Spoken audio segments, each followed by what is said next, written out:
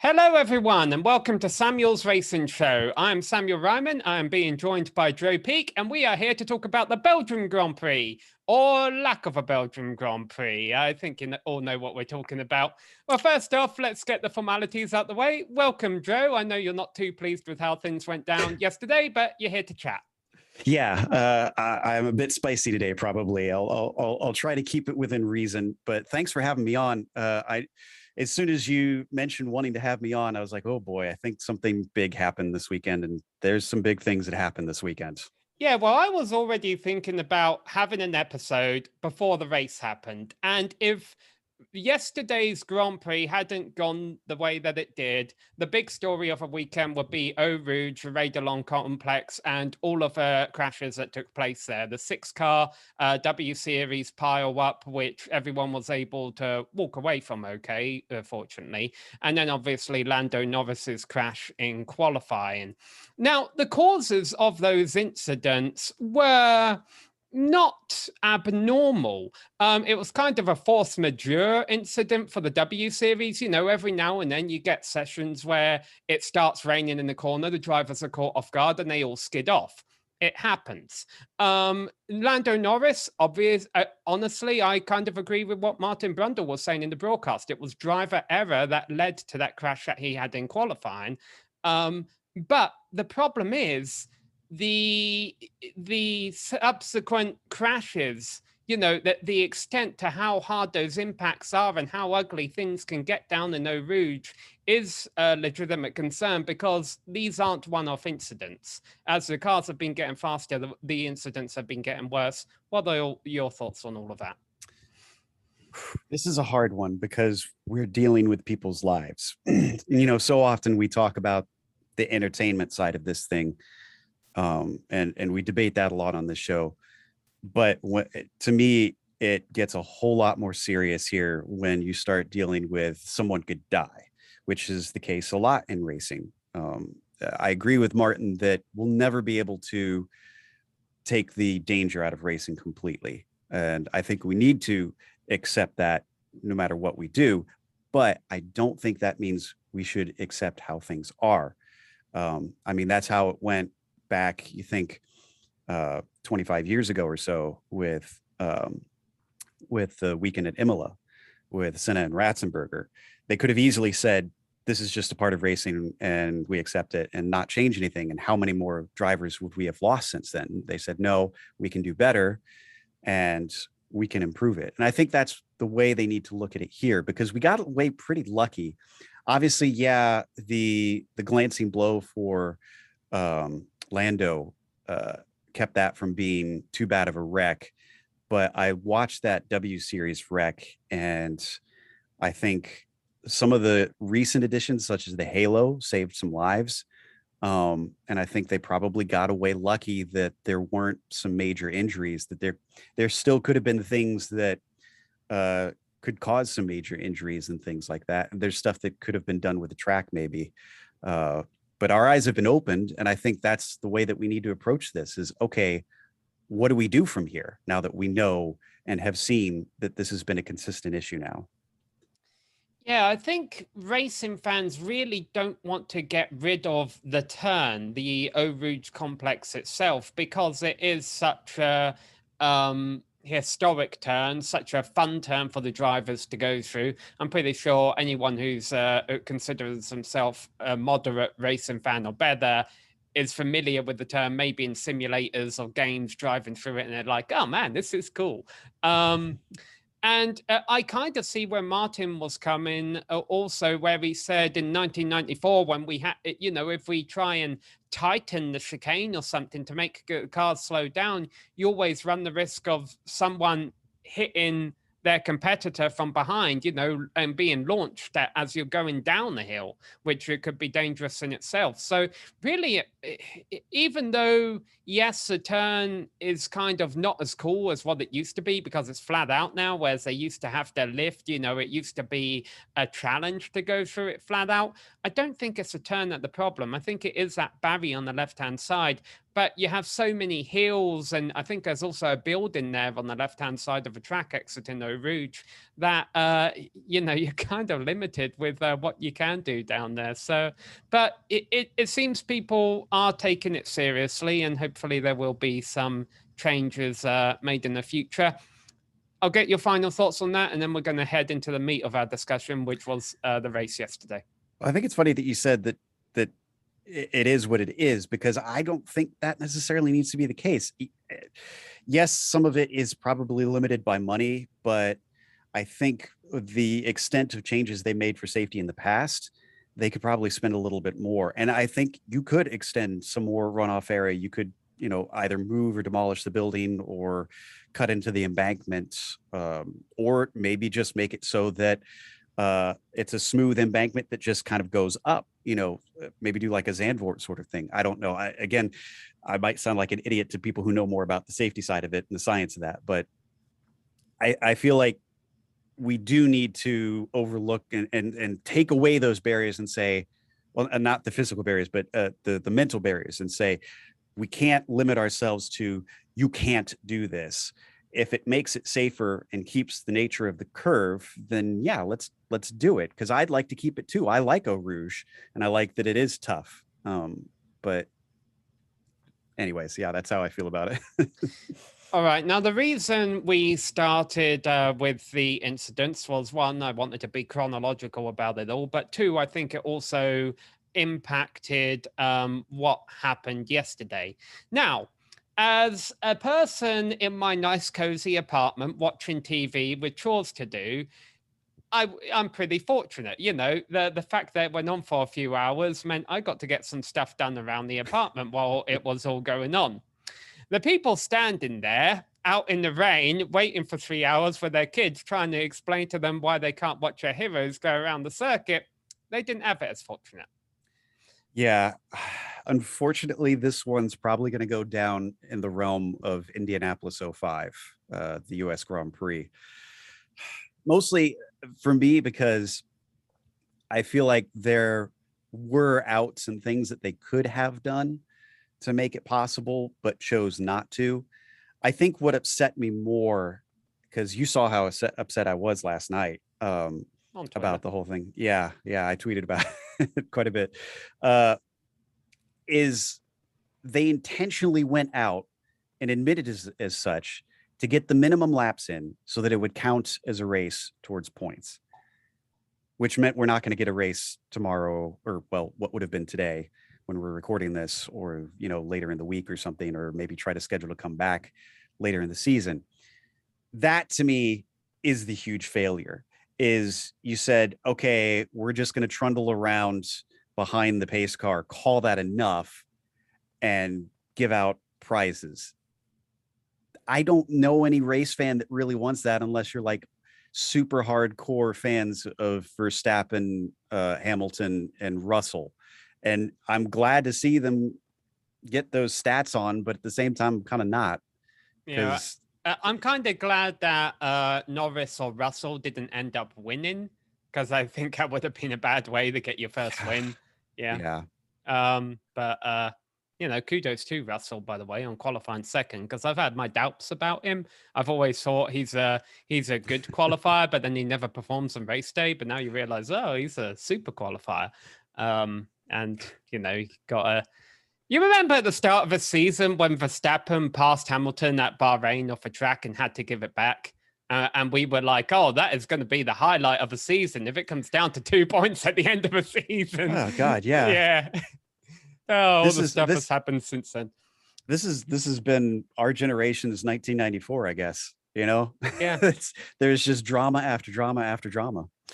Okay, now here's my honest thought, Joe. I don't think it concerns the fans at the track too much as to whether points were awarded or not. That's that's not really the part that bugs me. That doesn't irk me that much. And maybe I'm a little bit biased there because I'm a Verstappen fan. So I'm actually happy that he called up a couple of points.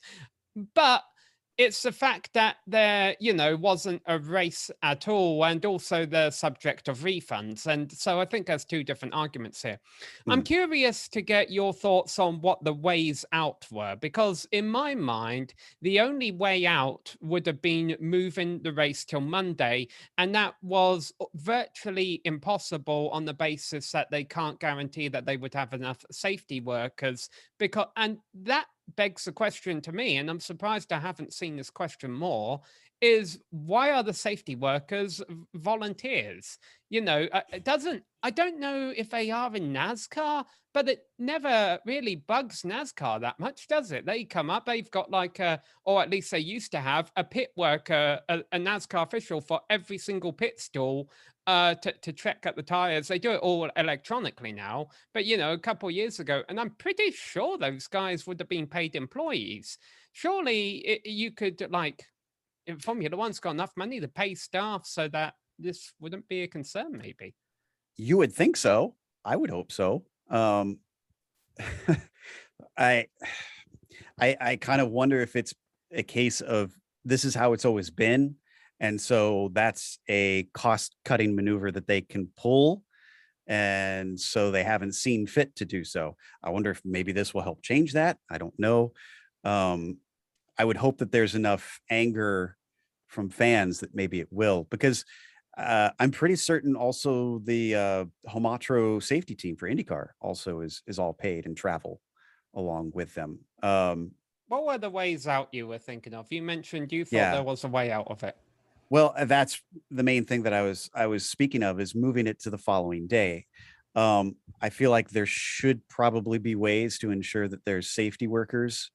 Again, maybe it can't it comes down to, oh well, we have to compensate these people now to get them to stick around. You have to give them reason and the ability to do so.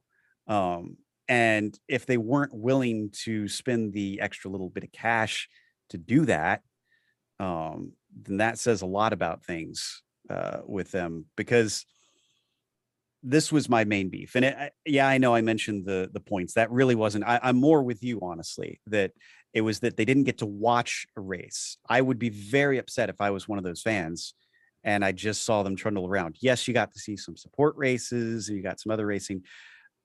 But if we're honest, the vast majority are probably there for F1 I'm because not that's going the to big lie. show. I've been to races before, and sometimes you skip some of the support races because that's not what you're Yeah, there for.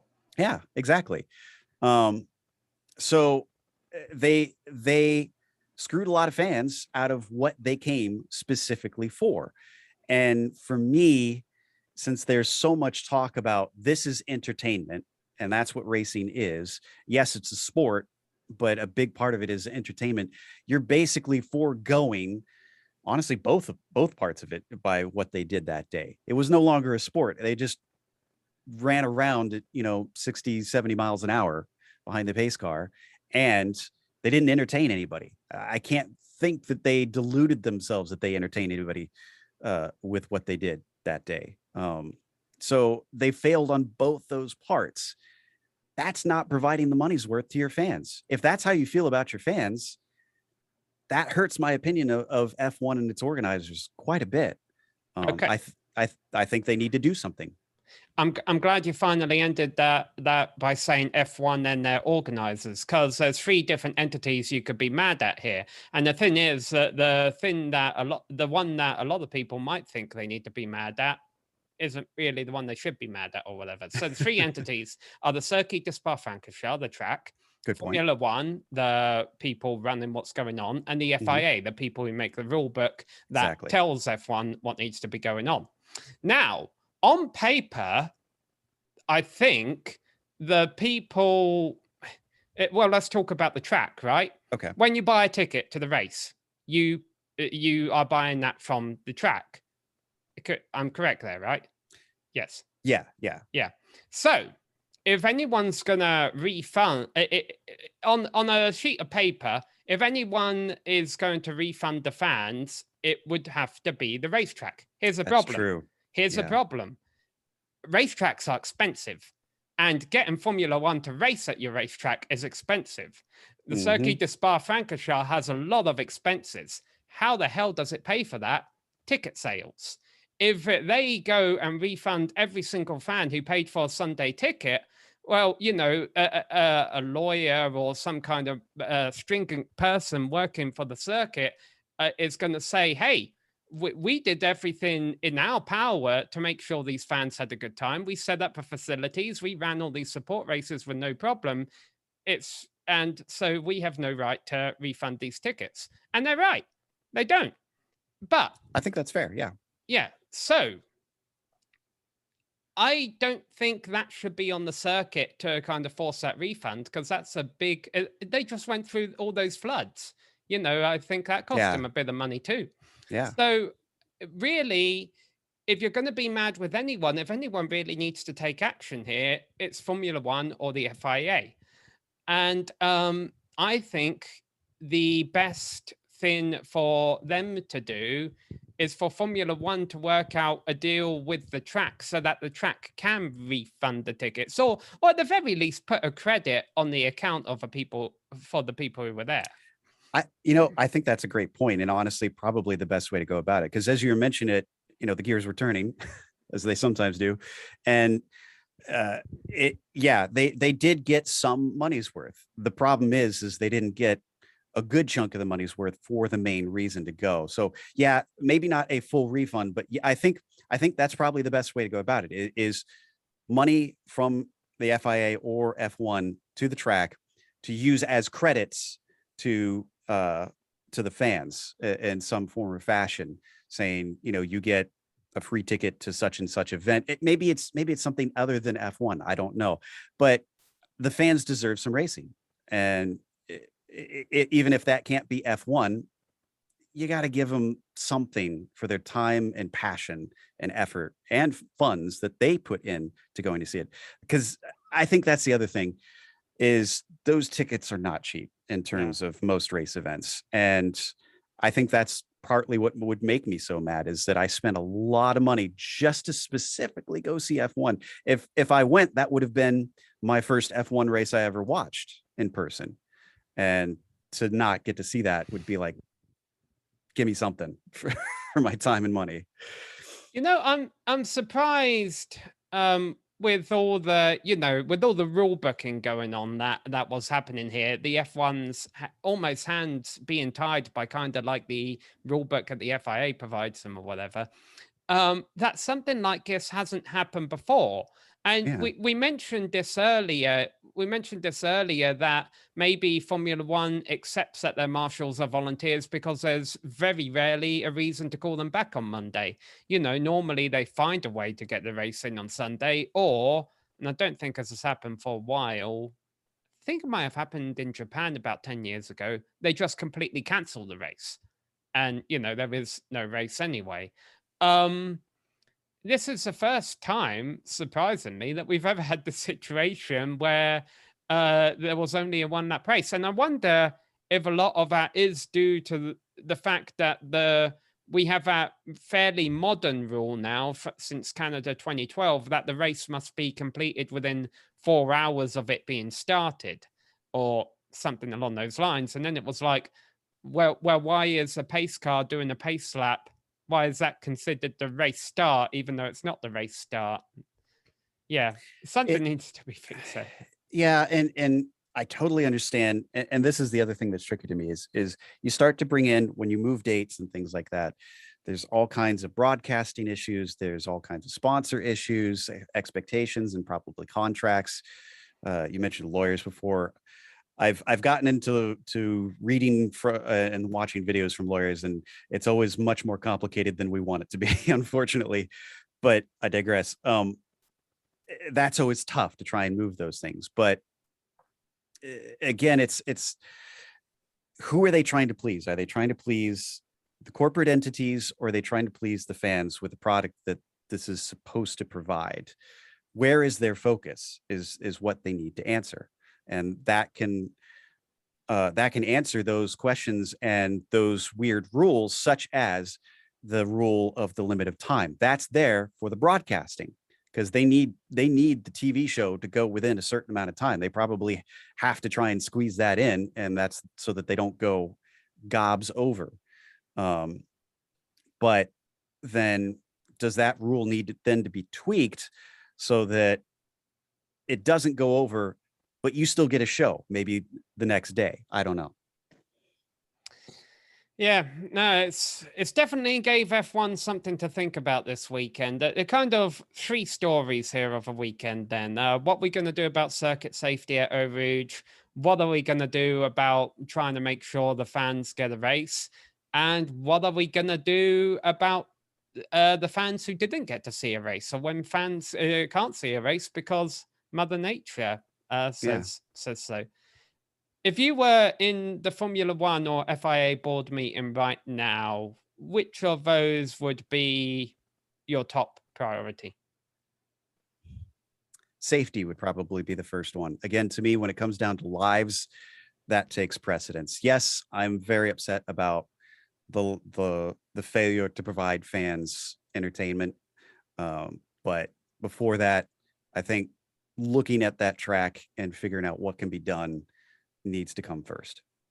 I agree with you. I think we're a little bit blessed on the fact that we don't have to worry about going to Belgium for a whole another year, so we can, I think in terms of priority right now, I would like to see a headline sometime soon saying, okay, here's what we're going to do about the fans who spent money to this race, because that's the one I kind of feel like you got to get that.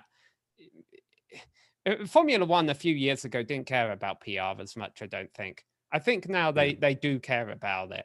And I think it's going to look bad if they don't take pretty quick action on this.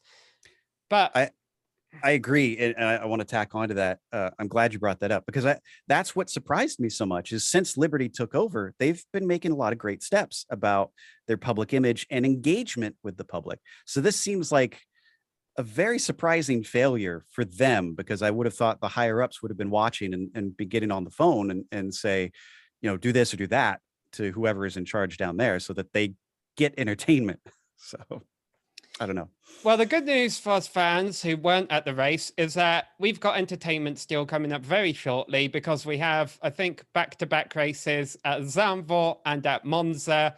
A track where you can't pass at all and everyone's going to be cheering for Verstappen, followed by a track where you can pass too much and everyone's going to be cheering for Ferrari if they're any good.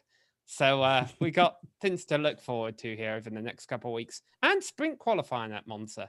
That'll be interesting. Oh, yeah, that's right. That's coming back. I was pleasantly surprised by that, I will say. I was very skeptical coming in, and I enjoyed it a lot. I think it needs some tweaking, but I think it has potential. I think it worked because Silverstone was a track you can pass. And I think that's a nice thing that Monza is also a track you can pass. So I think it'll be kind of neat to watch some battles unfold there too. Absolutely. By the way, I just want to say, we watched a race where the whole field was nose to tail every single lap. It was a wet race and the Williams got second. That was an unpredictable, chaotic race. That's the optimist in me. Sam, you're killing me, bud. I mean, Verstappen never had over a second lead or two. And Mazepin got the fastest lap. Well played, sir. Well played. Yeah. I do wonder what would have happened if one of the top 10 cars had got the fastest lap. But I suspect they would have awarded it. Yeah. I mean, they went by the letter of the law for everything else that day, so they probably would have handed that out. Why wasn't everyone trying to game it, like sitting 10 car lengths back of the cars in front of them at the line and then trying to be like tucked up right behind their tail when they came across the line next lap? I think their mind was so on trying to assess if they could run it. They really weren't concerned with trying something so crazy at that time. But yeah, you know what? If we get another weird situation like that, I almost guarantee you one of the strategists brought that up post race and said, we got to do this. So, all right. Well, at least we have Zandvoort coming up this weekend. It should be more fun than what we just witnessed, hopefully. Granted, I haven't checked the weather. But let's wrap it up by the fact that I feel the level of rain that we see at Spa wouldn't have led to as much hesitancy to has gone racing as Don racing. Any other track? I think the fact that we had those big shunts at Eau Rouge over the course of a weekend really led to the decision of for the FIA or F1 stewards to say, we don't really want to do this. And I do want to take the time, because I know I've been super critical, and I highly doubt Michael Massey is watching this, but just in case, and for other people as well, I do want to credit Michael for making safety the priority. I am glad that he kept that in mind, because yes, I want the entertainment, but I am not here to watch a death race. I want to see my heroes live, because I know it's already dangerous. And I never want this to be get out there and race or else sort of situation. So credit to Michael for the calls that he made. Yeah, I'll agree with that.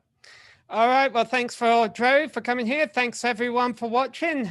We hope you enjoy the races coming up in the coming weeks, and I'll see you all around.